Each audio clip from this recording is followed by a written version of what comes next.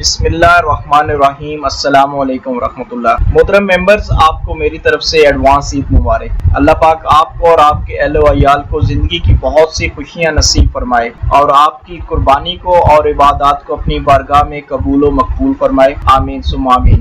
اس خوشی کے موقع پہ آپ سب ممبر سے ایک گزارش کرنا چاہتا ہوں کہ آپ کے ارد گرد بہت سے ایسے لوگ ہوں گے جن کی قربانی بھی نہیں ہوگی اور ان کا کچھ حال اس طرح ہوگا کہ وہ مفلسی کی زندگی گزار رہے ہوں گے، نہ ہی ان کے پاس نئے کپڑے ہوں گے اور نہ ہی ضروریات زندگی کی کچھ چیزیں ہوں گی۔ آپ ان کی طرف ضرور اس خوشی کے موقع پہ نظر کریں اور ان کو بھی اپنی خوشیوں میں شامل کریں، کیونکہ جب انسان اللہ کی مخلوق کے ساتھ بھلائی کا ارادہ کرتا ہے تو اللہ کی ذات انسان سے بہت زیادہ خوش ہوتی ہے اور اس کے بدلے اسے بہت اجر عظیم عطا فرماتی ہے اور اس کی بہت سی پریشانیوں کو اور اس کی مشکلات کو اللہ سبحانہ و تعالیٰ دور فرما دیتے ہیں۔